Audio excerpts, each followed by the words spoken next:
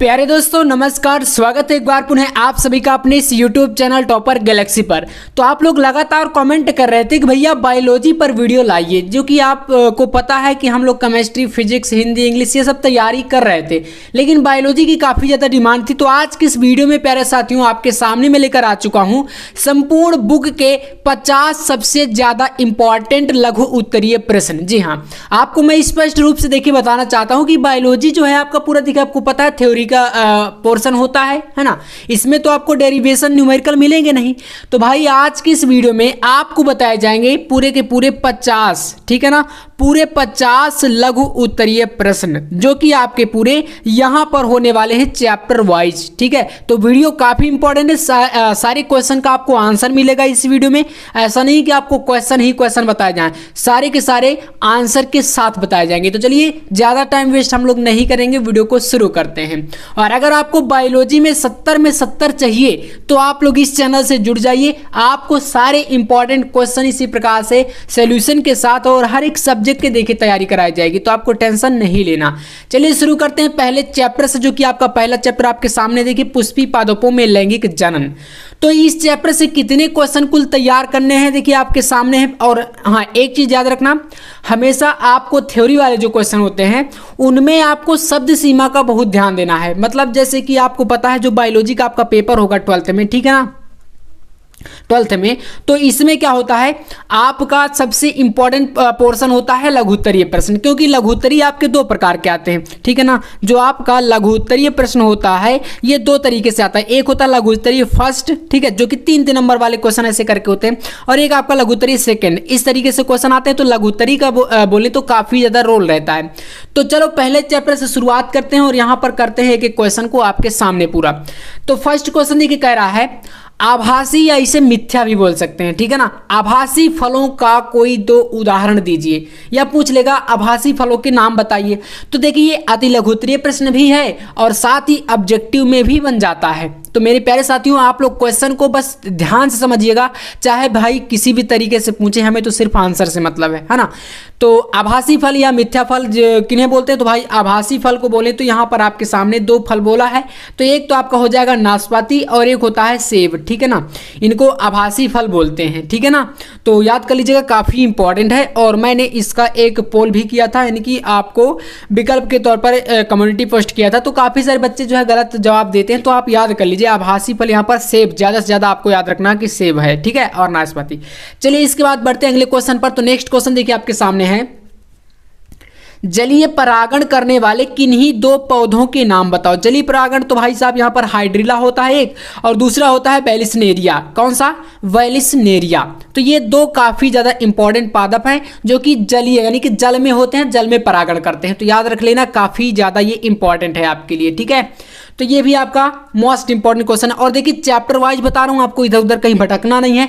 लघुत्तरीय और अति लघुत्तरीय टाइप के जो क्वेश्चन है वो आपका यहीं पर सारे के सारे इस वीडियो में समाप्त हो जाएंगे, क्योंकि 50 क्वेश्चन यार आपको पता है काफी होते हैं, ठीक है ना। तो चलो अगला क्वेश्चन देखते हैं।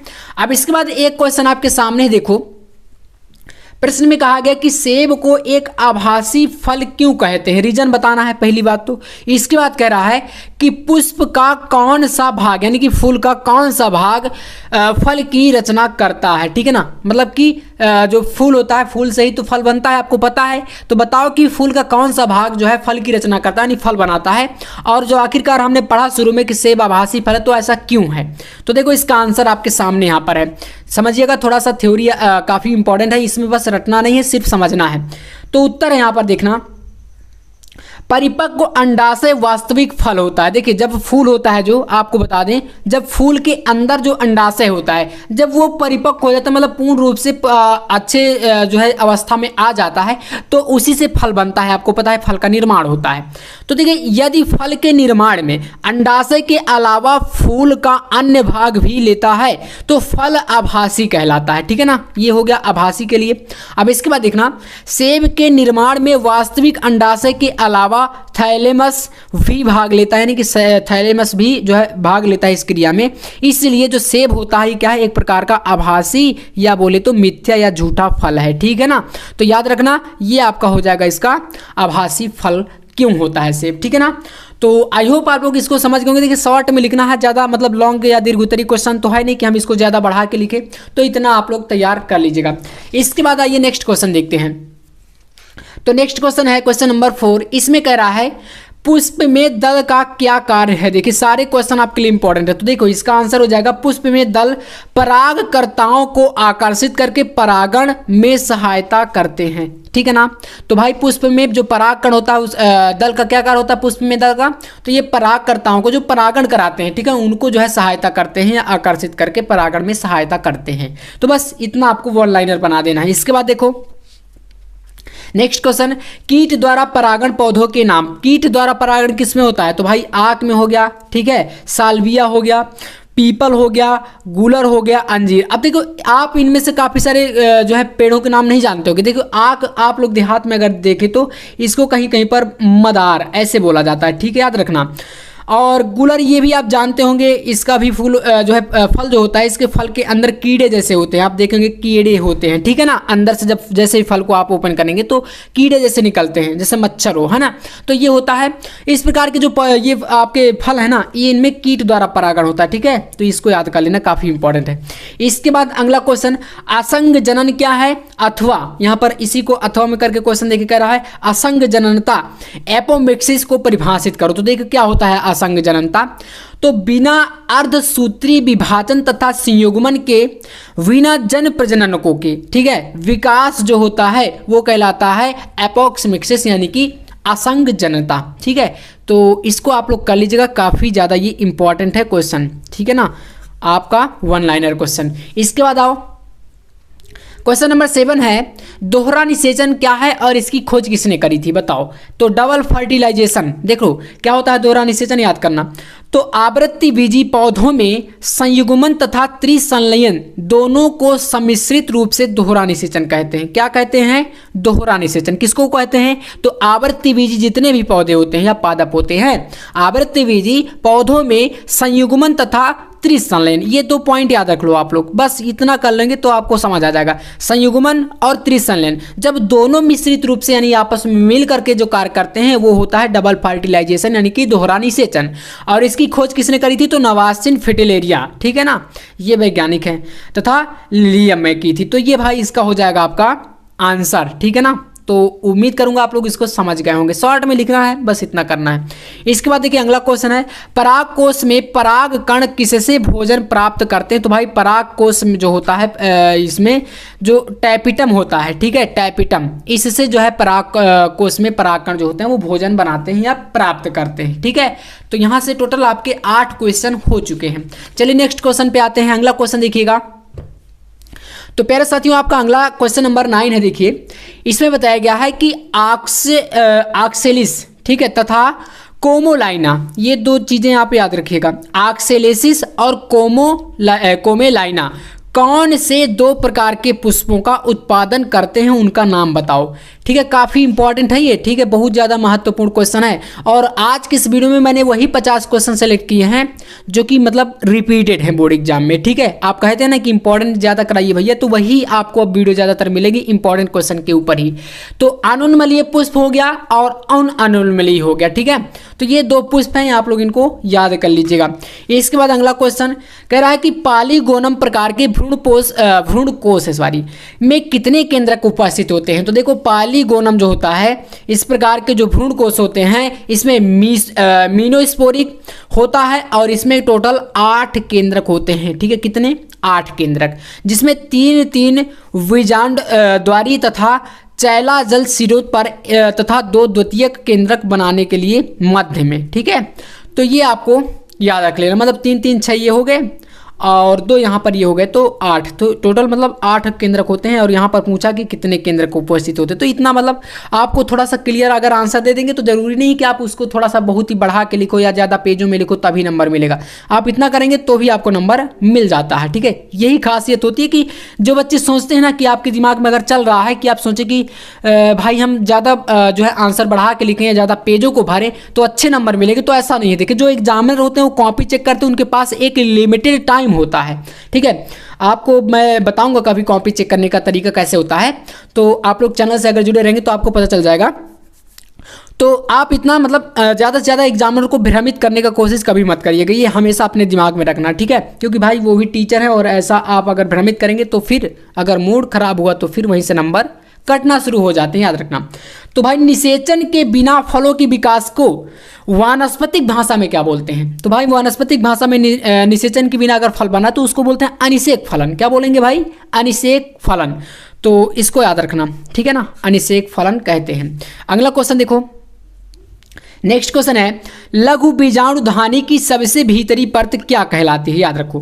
तो भाई लघु बीजाणुधानी की सबसे भीतरी परत को क्या कहते हैं, या इसका महत्व क्या है, ये भी पूछ सकता है।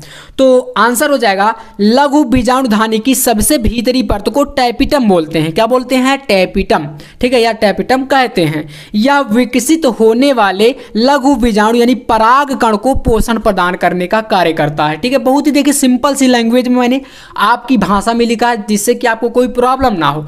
और हाँ, एक खास बात और बता दूं आपको, अगर ये सारे क्वेश्चन जो आपको मैं बता रहा हूं चैनल पर जितना कुछ चीज़ें आपको पढ़ाई जाती है इंपॉर्टेंट क्वेश्चन, चाहे वो आपका फिजिक्स का हो या आपका केमिस्ट्री का हो, बायोलॉजी का हो, हिंदी का हो, इंग्लिश का हो, ऑल सब्जेक्ट का पूरा एकदम तैयार नोट्स इंपॉर्टेंट क्वेश्चन के साथ आपको हैंड रिटन पूरा मिलेगा मात्र 99 रुपए में, ठीक है। ऑल सब्जेक्ट का पूरे के पूरे जितने भी हैं आपको यहाँ पर दिख रहा है, ठीक है, 99 रुपए मिलेगा। तो अगर आप इच्छुक हैं, लेना चाहते हैं पूरा कंप्लीट और अपनी तैयारी अच्छी तरीके से करना चाहते हैं तो दिए गए इस नंबर पर 9511470534, तो इस व्हाट्सअप नंबर पर आपको क्या करना है, मैसेज करना है एक, और आपको बस नोट्स मिल जाएगा। आपको इसी नंबर पर व्हाट्सअप मैसेज करके पेमेंट वगैरह जो भी है 99 रुपए करके स्क्रीनशॉट डाल देंगे तो आपको ये सारे सब्जेक्ट का नोट्स जो है मिल जाएगा। और एकदम सीमित ऑफर चल रहा है, देखिए आपको 99 रुपए में दे रहा हूँ सारे सब्जेक्ट, और अदर आप लोग जाइए कहीं पर भी तो आपको 99 रुपए 100 रुपए में एक सब्जेक्ट मिलेगा। तो इससे अच्छी सुविधा तो हो नहीं सकती। अगर आप चाहते हैं तो ले सकते हैं, हैंड रिटन नोट्स और बुक भी मिलेंगी और साथ में प्रीवियस ईयर क्वेश्चन पेपर भी आपको मिलने वाले हैं। तो यहाँ से टोटल हमारे कितने क्वेश्चन हो गए भाई? 12 क्वेश्चन। चलो अब बढ़ते हैं नेक्स्ट क्वेश्चन पर। टोटल हमें 50 क्वेश्चन करने हैं, ठीक है। तो अगला देखो क्वेश्चन नंबर 13, इस पे आइए। क्वेश्चन क्या कर रहा है, अपबीजाणुकता क्या है और एक उदाहरण दीजिए। आप लोग बताओ अपबीजाणुकता क्या है। तो देखना आंसर, वह प्रक्रिया या ऐसी प्रक्रिया जिसमें बिना अर्धसूत्री विभाजन के बीजाणु भित्ति से सीधे ही युग्मकोद्भिद का निर्माण होता है। बीजाणु भित्ति से सीधे ही क्या होता है, युग्मकोद्भिद का निर्माण होता है, उसे अपबीजाणुकता कहते हैं। जैसे क्रेपिस आदि में ये एक प्रकार से अपबीजाणुकता पाया जाता है। तो आपको बस इतना याद रखना। देखिए मैंने बहुत ही शॉर्ट में लिखा, बहुत ही इंपॉर्टेंट तरीके से लिखा है, और ऐसे ही मैं सारे क्वेश्चन बताता भी हूँ आपको, जिससे कि आपको मतलब समझ में आ जाए, कोई चीज़ कठिन ना लगे। नेक्स्ट क्वेश्चन देखो, कह रहा है हेस्पेरिडियम फल के 2 उदाहरण। तो भाई नारंगी और यहाँ पर नींबू, ठीक है ना, नारंगी और नींबू। तो ये हो गया। इसके बाद देखो दोहरा निषेचन को परिभाषित कर, तो आवृत्ति बीजी पौधों में संयुग्मन और त्रिसंलयन के सम्मिलित रूप से दोहरा निषेचन यानी डबल फर्टिलाइजेशन होता है। अगला क्वेश्चन है भ्रूणपोष का विकास आवृत्ति बीजी पौधों में किस प्रक्रिया के फलस्वरूप होता है। जो भ्रूणपोष का विकास होता है ये आवृत्ति बीजी, जो जितने भी पौधे हैं आवृत्ति बीजी पौधे, उनमें किस प्रकार की जो है प्रक्रिया से होता है। तो याद रखना इसका आंसर है भ्रूणपोष का विकास इन पौधों के द्विनिषेचन के साथ साथ त्रिसंयुग्मन द्वितीय केंद्रक यानी कि भ्रूणकोश में, ठीक है ना, भ्रूणकोश में एक नर युग्मक के साथ संयुक्त होने से होता है, ठीक है ना। तो ये आपका हो जाएगा इसका आंसर। अगला देखो 17 नंबर क्वेश्चन, तो पुंजायांगी, ठीक है ना, पुंजायांगी अवस्था किसे कहते हैं, उदाहरण दीजिए। तो जब पुष्प में पुंकेसर और जायांग, आपको पता है ना पुष्प में जो नर पुष्प होता है, पुष्प का नर भाग क्या होता है, पुंकेसर, और जो मादा होता है वो स्त्रीकेसर। तो यहाँ पर बोल रहा है कि जब पुष्प में पुंकेसर जायांग के साथ जुड़े होते हैं और इसमें आपको यही अवस्था जो है पुंजायांगी बोलते हैं इसको। जैसे आर्किड्स, आक, हंसलता, ये कुछ इसके जो है एग्जाम्पल हैं, ठीक है ना। आर्किड्स का पौधा हो गया, आक का हो गया, मैंने आपको बताया ना आक, मदार, हंसलता, ये सब क्या है इसके उदाहरण है। तो आई होप आप इसको भी समझ गए होंगे। तो भाई अभी तक यहाँ से 17 क्वेश्चन हमने किए किस चैप्टर से, तो फर्स्ट चैप्टर से, यानी कि जो पुष्पी पादपों में लैंगिक जनन चैप्टर है, इससे हमने टोटल 17 आपके अति लघुत्तरी और लघुत्तरी टाइप के क्वेश्चन आपको करा दिए हैं। अब आइए बढ़ते हैं अगले चैप्टर पर। तो यहाँ से भाई स्टार्ट होता है आपका मानव जनन। कौन सा चैप्टर है, तो याद रखना मानव जनन यानी कि सेकंड चैप्टर।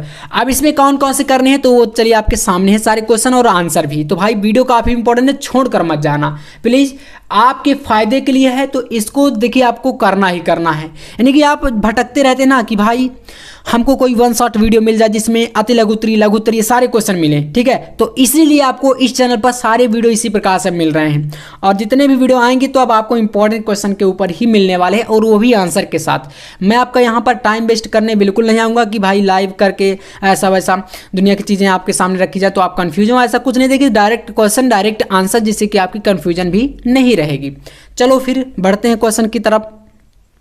तो सेकंड चैप्टर मानव जन्म में पहला क्वेश्चन आपके सामने है, कौरयान की बाहरी सतह कैसी होती है और इसका कार्य बताइए। भाई यहाँ पर बताना है कौरयान क्या है, यानी इसकी बाहरी जो सतह होती है कैसी होती है और इसका कार्य क्या होता है। कार्य भी देखना, वर्क जो होता है।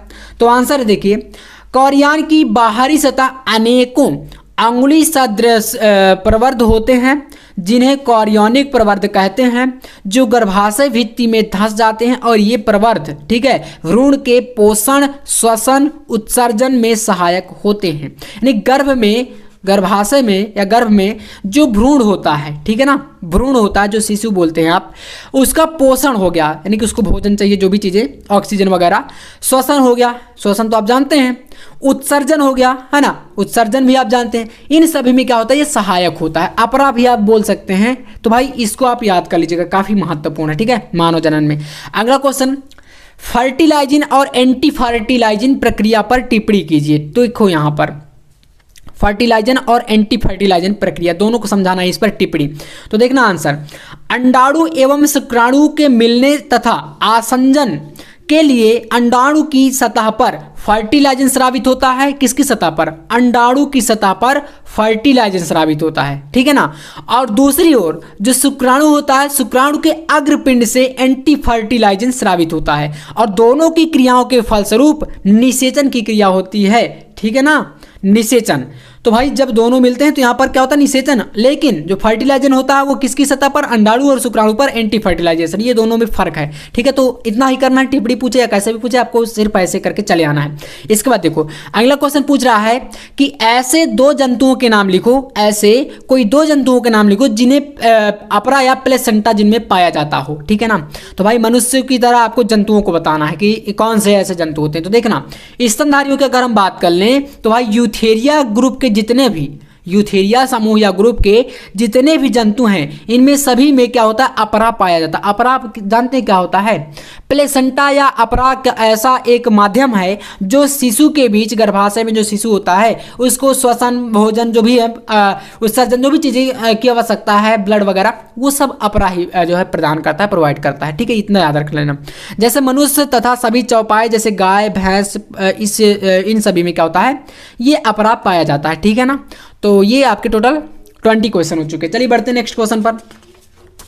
अगला क्वेश्चन है, देखना, शिशु जन्म के बाद कौन सा हार्मोन दूध मुक्त करता है और उसका स्रोत बताइए, ठीक है। तो देखिएगा, शिशु जन्म के बाद माता की पीयूष ग्रंथि, माइंड में एक प्यूटरी ग्रंथि होती है, प्यूटरी ग्लैंड, जिसे आप पीयूष ग्रंथि भी बोलते हैं। पीयूष ग्रंथि से निकलने वाला जो हार्मोन होता है, कौन सा? Prolactin hormone. हार्मोन का याद रख लेना नाम, भाई क्या होता है इसका नाम? तो प्रोलैक्टिन हार्मोन, ठीक है। तो प्रोलैक्टिन हार्मोन्स जो होता है ये क्या करता है? दूध मुक्त करता है या दूध का श्रावण करता है। इसके लिए स्तनों को संवेदित करता है, जबकि पीयूष ग्रंथि के पश्च पिंड पर ऑक्सीटोसिन हार्मोन दूध मुक्त करता है। देखिए प्रोलैक्टिन जो होता है ये एक प्रेषण भेजता है, मैसेज भेजता है माइंड से, ठीक है, जिससे स्तनों में कहें तो संवेदना होती है, और इससे पीयूष ग्रंथि के पश्च पिंड पर जो पीयूष ग्रंथि होती है, इसके पिछले भाग पर ऑक्सीटोसिन नामक हार्मोन जो होता है वो दूध मुक्त करता है। बस इतना आपको याद रख लेना, ठीक है। चलो नेक्स्ट क्वेश्चन। अगला क्वेश्चन है, उन कोशिकाओं का नाम लिखिए जो विकसित हो रहे शुक्राणुओं को पोषण प्रदान करती। तो भाई ये होती है सरटोली कोशिकाएं, ठीक है ना। आपको याद रख लेना है क्या? सरटोली कोशिकाएं, इतना याद रख लेना, ठीक है ना। चलिए अगला देखते हैं। तो नेक्स्ट क्वेश्चन आपके सामने आ चुका है, देखो, और इसमें बताया गया है कि आवर्त चक्र क्या है और इसे कौन से हार्मोन्स नियंत्रित करते हैं। आवर्त चक्र देखना, तो आवर चक्र या रजोधर्म भूय से बोलते हैं।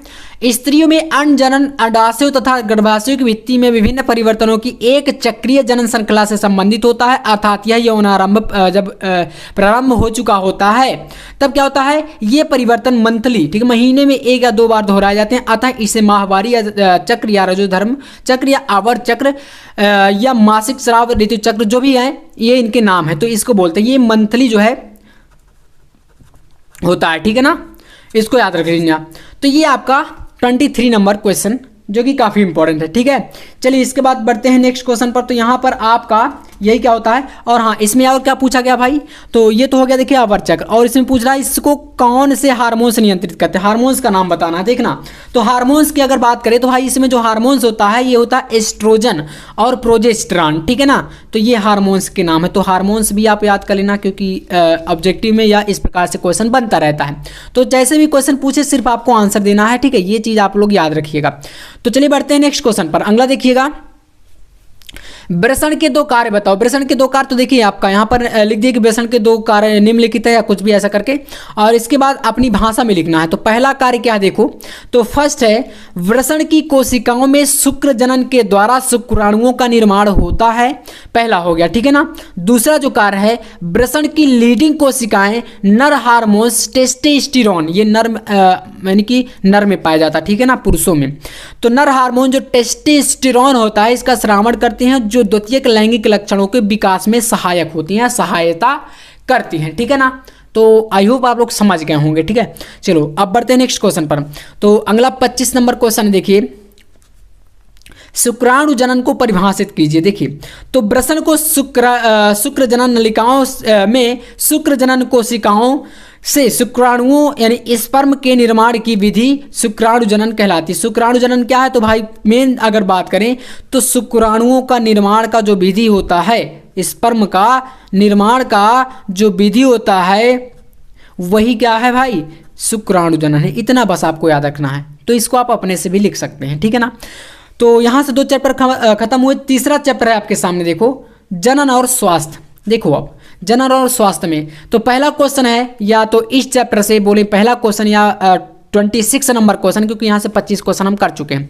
26 नंबर क्वेश्चन है जनन स्वास्थ्य क्या है। देखो तो इसको आप बताइए, अब इसी चैप्टर को पढ़ रहे हैं तो थोड़ा सा आपको नॉलेज भी तो होना चाहिए।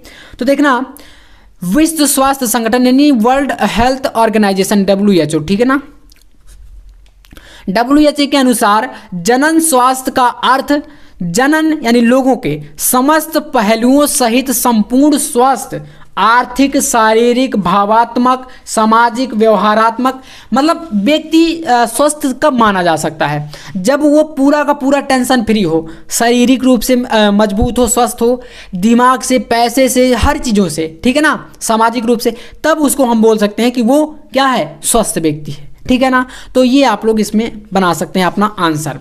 चलिए इसके बाद देखिएगा अगला क्वेश्चन है 27 नंबर। देखिए मनुष्य में लैंगिक संबंधों द्वारा प्रेषित किन्हीं 2 रोगों के नाम बताओ। लैंगिक संबंध से 2 रोग ऐसे कौन से हैं जो कि होते हैं, तो भाई पहला एड्स हो गया, दूसरा आपका उपदंश हो गया। ये 2 रोग हैं, इसको याद कर लो, एड्स और उपदंश या सिफिलिस भी बोलते हैं इंग्लिश में, ठीक है ना। तो ये आपके 2 रोग हैं। इसके बाद यहाँ पर 28 नंबर क्वेश्चन है, कह रहा है कि क्या गर्भ निरोधकों का उपयोग न्यायोचित है या कारण बताइए, ठीक है ना। तो गर्भ निरोधक यानी कि जिससे कि गर्भ को धारण करने से रोका जा सके, निरोधक, तो ये क्या न्यायोचित है, मतलब क्या ये लीगल है या इलीगल है, इसको कारण सहित बताना। देखना तो भारत में जनसंख्या वृद्धि की दर अत्यधिक होने के कारण यह एक राष्ट्रीय संकट है, ठीक है, मतलब भारत में आप देख रहे हैं ना इस समय जनसंख्या बहुत तेजी से बढ़ रही है, चीन से भी आगे हो गए, ठीक है, तो राष्ट्रीय संकट है, अतः गर्भ निरोधकों का प्रयोग एक उचित तथा न्यायोचित प्रक्रिया है, ठीक है। तो ये आपका हो गया इसका आंसर, मतलब कि हाँ न्यायोचित है। इसका कारण भी हमने बता दी कि क्योंकि इससे जनसंख्या वृद्धि हो रही है। इसके बाद देखा ना, जनन ग्रंथि को हटाना गर्भ निरोधकों का विकल्प नहीं माना जा सकता, क्यों, इसका रीजन बताइए, मतलब नहीं माना जा सकता क्यों है ऐसा। तो देखना इसका आंसर है गर्भ निरोधकों का अर्थ है गर्भधारण धारण होने देना, जबकि जनन ग्रंथि का हटाना बाध्यकरण, ठीक है ना, बाध्यकरण की प्रक्रिया होगी। तो देखिए यहाँ पर एक चीज़ याद रखना, जो गर्भ न धारण होने की एक प्रक्रिया है वो जनन ग्रंथि को हटा करके, बद्धकरण करके, मतलब उसको हटा करके तो यहाँ पर ये एक प्रकार की प्रक्रिया तो होती है, लेकिन उसको पुनः से रोपित करना फिर संभव नहीं होता। ये एक मतलब मेन पॉइंट है कि अगर उसको एक बार हटा दिया जाएगा तो अगर आप फिर से चाहें तो फिर वो चीज़ नहीं हो सकती, ठीक है ना। तो ये संभव नहीं है, इम्पॉसिबल हो जाता है फिर। इसके अतिरिक्त यानी इसके अलावा व्यक्ति को आजीवन हार्मोन्स की कमी, नींद को भी पूरा करना होगा। इस प्रकार जनन ग्रंथि का हटाना किसी भी प्रकार गर्भ निरोधक, ठीक है ना, का विकल्प नहीं माना जा सकता। आज के टाइम पर होता है ऐसा, तो ये चीज़ आप लोग याद रखिएगा। तो यहाँ से टोटल हमारे 29 क्वेश्चन हो चुके हैं। आइए क्वेश्चन नंबर 30 को देखते हैं। तो अगला क्वेश्चन है, इसमें कह रहा है स्तनपान अनावर्त, ठीक है ना, अनार्तव। तो यहाँ पर आपको याद रखना है कि एक गर्भ निरोधक के रूप में इसके कोई 2 लाभ बताने हैं आपको, ठीक है। कितने टोटल आपको यहाँ पर कोई 2 लाभ आपको इसको बताने हैं। तो देखना इसका आपका यहाँ पर 30 नंबर क्वेश्चन का, तो यहाँ पर है स्तनपान अनार्तव के एक गर्भ निरोधक के रूप में 2 लाभ। तो पहला आपका है, यह स्पष्ट प्राकृतिक गर्भ निरोधक उपाय है जिसका कोई भी दुष्प्रभाव नहीं होता है, ठीक है। और सेकंड की बात करें तो शिशु का भी पोषण इत्यादि भी निश्चित ही उच्च श्रेणी का होता है और साथ ही माता का शिशु के साथ ममता स्रोत बढ़ने से स्वास्थ्य अधिक ठीक रहता है, ठीक है। तो ये 30 क्वेश्चन। अगला देखिए 31 नंबर है, निषेचित अंडाणु को गर्भाशय की भित्ति पर आरोपित होने से कैसे रोका जा सकता है। तो IUD इंट्राडे यूरेटिन डिवाइस या बोले तो कृत्रिम संसाधनों के द्वारा निषेचित अंडाणु के गर्भाशय की भित्ति पर आरोपित होने पर रोक लगाई जाती है, ठीक है, IUD विधि द्वारा, ठीक है। तो ये होता है। अब देखो IUD और IUT इनका फुल फॉर्म, ऐसे क्वेश्चन कई बार बोर्ड एग्जाम में आते हैं तो याद रखना जब फुल फॉर्म पूछ लेता है। तो IUD क्या होता है भाई, तो इंट्रा यूरेटिन डिवाइस, मैंने आपको बताया ना। और IUT का क्या होता है, तो इंट्रा यूरेटिन ट्रांसफर, टी का ट्रांसफर कर लीजिए, डी का डिवाइस, बाकी I और U ये दोनों सेम है दोनों में, ठीक है ना। तो आप लोग याद कर लीजिएगा, काफ़ी ये महत्वपूर्ण है आपका। तो यहाँ से 32 क्वेश्चन हो गए। अब आता है आपका चैप्टर नंबर 4। तो भाई चैप्टर वाइज करना सारे क्वेश्चन। वंशागति तथा विविधता का सिद्धांत, ठीक है ना। अब आप लोग कमेंट करिएगा कि भाई कितने क्वेश्चन आपको तैयार हुए और क्वेश्चन आपको कैसे लगे। अगर ऐसे ही वीडियो आपको चाहिए लगातार तो फिर आपको चैनल को सब्सक्राइब कर लेना है। और अगर आप इन सभी का पूरा सोल्यूशन चाहते हैं, पूरा नोट्स चाहते हैं, एक साथ कंप्लीट और अपनी तैयारी बेहतर तरीके से करना चाहते हैं, तो फिर आपको इस नंबर से नोट्स परचेस कर लेना है, ठीक है। 99 रुपये में मिलेगा। All subject physics, chemistry, biology, Hindi, English, ठीक है ना, 99 रुपये में पूरा हैंड रिटन इंपॉर्टेंट क्वेश्चन, पूरा सोल्यूशन। और एक बात फिर से सुन लो, आप लोग नंबर लेके कमेंट करने लगते हो, फिर मैसेज करते हो कि भैया क्या मिलेगा, क्या दुनिया की बात है। तो अभी सुन लो, इन सभी का हैंड रिटन पूरा एकदम कंप्लीट क्वेश्चन सारा का सारा, फिर उसमें कोई आपका डाउट नहीं रहेगा। तो एक बार आप लोग सुन लो, इस नंबर पर आपको ज़्यादा परेशान नहीं करना, अगर चाहिए तो ही करिएगा वरना परेशान मत करना, ठीक है ना। तो 99 रुपये में मिल जाएगा, अगर चाहते तो आप परचेस कर सकते हैं। अब देखो यहाँ पर वंशागति के गुणसूत्रीय मत का प्रतिपादन करने वाले वैज्ञानिक, तो भाई वैज्ञानिक का नाम बताइए। क्रोमोसोमवाद किसने दिया, तो यहाँ पर बाबेरी और सटन 2 वैज्ञानिक हैं। 1902 में वंशागति का गुणसूत्रीय मत प्रतिपादित किया था, या इस सिद्धांत को दिया था इन्होंने, ठीक है। अगला, वर्णांध व्यक्ति को रेलवे ड्राइवर क्यों नहीं बनाया जाता। जो व्यक्ति कलर में अंतर ही समझ नहीं पाएगा उसको रेलवे ड्राइवर क्यों बनाया जाएगा। तो इसका ये आंसर हो जाएगा, क्योंकि वर्णांध व्यक्ति लाल और हरे रंग, 2 प्रकार के ये रंग हो गए ना, एक रेड हो गया और एक आपका क्या हो गया यहाँ पर ग्रीन, ठीक है ना। तो ये 2 रंग जो होते हैं इनमें अगर भेद नहीं समझेगा तो भाई जो लाल बत्ती है वो समझ ही नहीं पाएगा कि आखिरकार रेल जब निकलती है आती जाती है। तो आपने देखा होगा कि जो बत्तियां होती हैं वो तो लाल और हरी जो भी होती हैं वो दिखाई जाती है, लेकिन उनको रंग ही पता नहीं चलेगा, तो भाई उसको रेलवे ड्राइवर नहीं बनाया जाता, ठीक है ना। तो इसको कर लीजिएगा। अगला देखते हैं, इसके बाद देखना सह प्रभाविता क्या है। देखो सह प्रभाविता क्या है, उपयुक्त उदाहरण सहित इनकी व्याख्या कीजिए अथवा सह प्रभाविता को परिभाषित कीजिए। तो प्रथम पीढ़ी में नर एवं मादा दोनों के ही लक्षण अपने आप को प्रकट करते हैं, जो पहली पीढ़ी होती है, पहली पीढ़ी, ठीक है ना। अर्थात उनका मिश्रण नहीं होता, मिलते नहीं हैं इनके जो लक्षण है आपस में, इसे सह प्रभाविता कहते हैं। मतलब मिश्रित रूप से प्रभाव डाले, ठीक है ना, मिश्रित रूप से क्या होते हैं, ये प्रभाव डालते हैं। आप देखना उदाहरण है, मवेशियों में आवरण के रंग के जीन सह प्रभावी होते हैं। मनुष्य में रुधिर वर्गों की वंशागति भी इसी प्रकार से कुछ होती है, ठीक है ना। तो ये आपका हो जाता है सह प्रभाविता। चलिए बढ़ते हैं नेक्स्ट क्वेश्चन पर। 36 नंबर क्वेश्चन देखिए, कह रहा है कि लिंग संलग्न गुण से आप क्या समझते हैं, मानव में किन्हीं दो लिंग संलग्न गुणों के नाम बताइए। तो देखना इसका आंसर समझते हैं। तो इसका आंसर आपको लिखना है, प्रायः लिंग गुणसूत्र पर जो लक्षणों के जीन्स होते हैं उनका संबंध लैंगिक लक्षणों से होता है। किससे होता है, तो लैंगिक लक्षणों से होता है, ठीक है ना।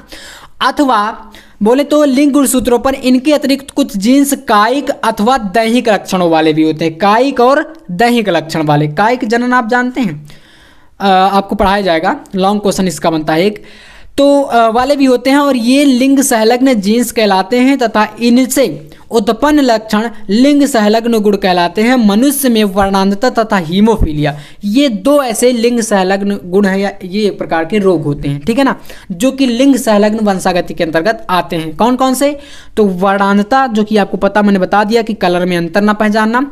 हीमोफीलिया जो कि आप बोलें तो कलर जो ब्लड होता है ये ब्लड में एक प्रकार का रोग होता है, ठीक है ना। तो ये हो गया। इसके बाद देखो क्वेश्चन पूछ रहा है 37 नंबर, रक्त समूह यानी कि ब्लड ग्रुप ए वाली माँ रक्त समूह ओ वाले पिता के बच्चों में किस प्रकार का रक्त समूह होगा। यानी कि अगर माता का जो ब्लड ग्रुप है वो अगर ए है और पिता का जो ब्लड ग्रुप है वो अगर ओ है तो बच्चे जो होंगे, ठीक है ना, उनका ब्लड ग्रुप क्या होगा, ठीक है। तो यहाँ पर देखना बच्चों का रक्त समूह जो है वो ओ या ए ही हो सकता है, ठीक है, इतना याद रखना।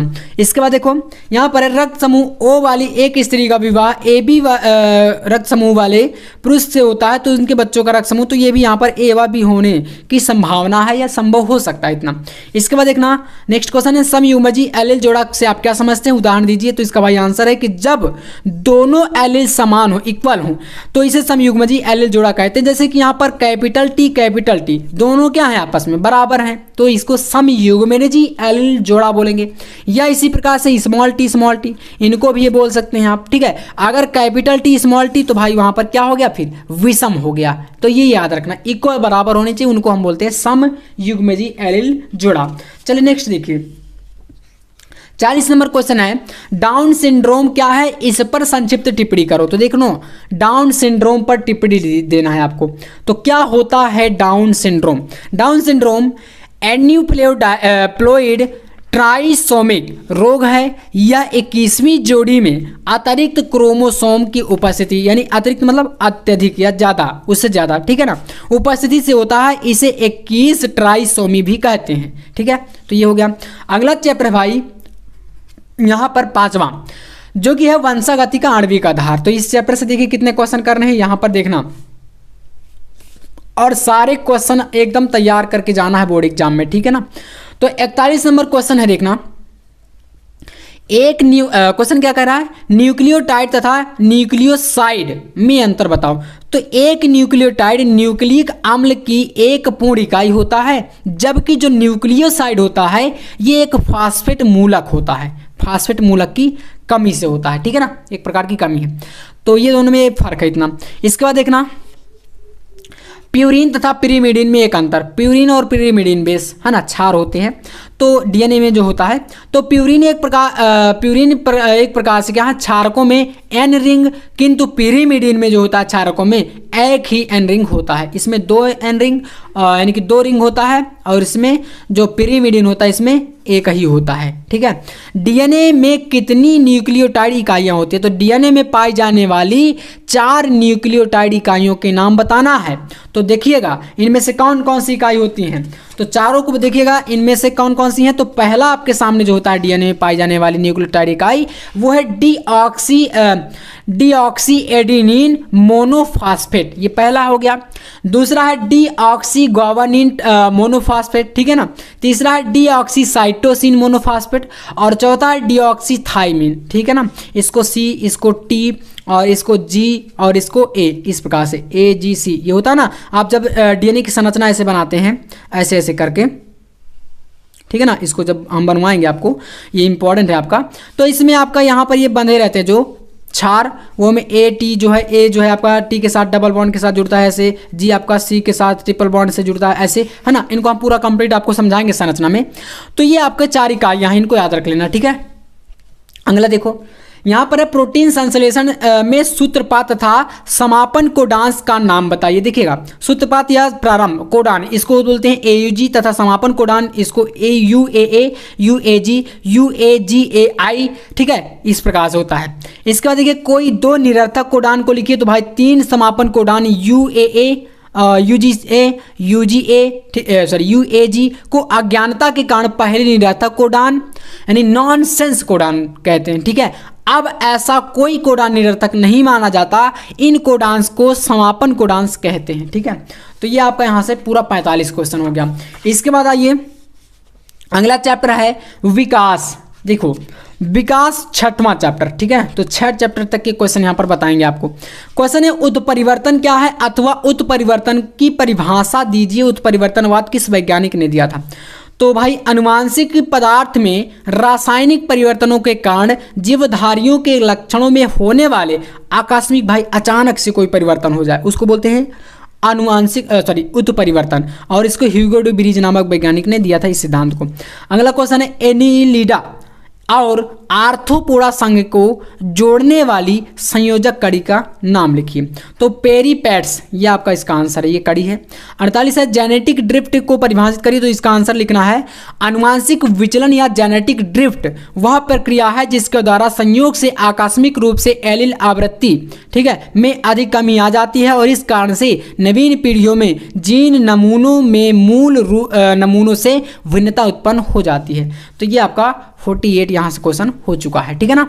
तो सारे क्वेश्चन आपको यहाँ पर तैयार करना। आप देखो इसके बाद देखना 49 नंबर सरीसृप तथा पक्षी वर्ग के बीच की संयोजक कड़ी का नाम बताओ अथवा आर्कियोप्टेरिक्स किन वर्गों की संयोजक कड़ी है? तो सरीसृप तथा पक्षी वर्ग के बीच जो संयोजक कड़ी होती है इसके रूप में आर्कियोपेरेटिक्स नामक जंतु को माना जाता है। और लास्ट क्वेश्चन है 50 नंबर देखना मानव में पाए जाने वाले 2 अवशेषी अंगों के नाम बताइए। अवशेषी अंग क्या होते हैं? मनुष्य में किसी एक अवशेषी अंग का नाम बताइए। इस प्रकार से भी क्वेश्चन बन सकता है, तो यहाँ पर आप अथवा भी लगा सकते हैं, ठीक है ना। तो आंसर क्या है देखना इसका, आप यहाँ से अवशेषी अंग अनेक जीवधारियों में कुछ ऐसी अंगों के अवशेष या चिन्ह होते हैं जिनका वर्तमान में कोई भी नहीं होता, वर्तमान में कोई भी अवशेष नहीं है, ठीक है ना। पूर्वजों में ये अंग पूर्ण विकसित एवं क्रियात्मक रूप में उपयोगी रहे होंगे, किंतु किन्हीं कारणों से इनका जो महत्व है वह समाप्त होने से ये अवशेषी अंग के रूप में रह गए, मतलब शेष रह गए, अवशेष बचे रहना है ना, मतलब वो उनका जो पहले पूर्वज रहे होंगे वो समाप्त हो गए और उनके अवशेष बचे रहे, वो बोल सकते हैं आप लोग अवशेषी अंग, ठीक है ना। भविष्य में इनका महत्वहीन होने का कारण या विलुप्त होने संभव है, विलुप्त भी हो सकते हैं। यहाँ पर देखिए मानव में कर्ण पल्लव पेशियां, शरीर के बाल, निमेषक पटल, कृमि रूप, परिशेषिका, अक्ल दाढ़, ठीक है, आदि इस प्रकार के कुछ अवशेषी अंग हैं। तो भाई ये आपके टोटल यहाँ से कितने हो गए 50 क्वेश्चन। अब एक चीज़ याद रखना, अगर ये 50 जो भी मैं आपको बता रहा हूँ या जो भी चीज़ें आपको मिल रही हैं, तो अगर इन सभी का आप PDF चाहते हैं, जी हाँ, और साथ में all subject physics, chemistry, biology, ठीक है, हिंदी और साथ में इंग्लिश, इन सभी का इंपॉर्टेंट क्वेश्चन का हैंड रिटन नोट चाहिए तो आप इस नंबर पर 9511470534, ठीक है ना, 9511470534 इस नंबर पर आप व्हाट्सएप मैसेज कर दीजिएगा, ठीक है ना। व्हाट्सएप मैसेज आपको करना है कि हमें भैया नोट चाहिए। आपको मात्र 99 रुपए में ये सारे सब्जेक्ट का इंपॉर्टेंट क्वेश्चन का नोट्स पूरा का पूरा कंप्लीट आपको दिया जाएगा, ठीक है। तो इस व्हाट्सएप नंबर पर आप कांटेक्ट कर सकते हैं। वीडियो कैसा लगा कमेंट में बताइएगा, वीडियो अच्छा लगा हो तो लाइक कर दीजिएगा, और हाँ चैनल पर नए तो यार सब्सक्राइब करके जाना, क्योंकि अब आपको लगातार इसी प्रकार से अगर बिल्कुल फ्री में सारी चीज़ें चाहते हैं तो यूट्यूब पर आपको तो वैसे भी मैं सारी चीज़ें देखिए दे रहा हूँ, तो आप यहीं से पढ़िए और बेहतर तरीके से तैयारी करिए और अच्छे नंबर आप लोग लाइए बोर्ड एग्जाम में। बस यही आपसे मैं कहूँगा, और बाकी आप लोग लगातार अपने दोस्तों के साथ शेयर करते रहिए जिससे कि थोड़ा सा हमारा भी हेल्प हो सके, ठीक है ना। तो मिलते हैं नेक्स्ट वीडियो में नेक्स्ट टॉपिक के साथ, तब तक के लिए जय हिंद, वंदे मातरम।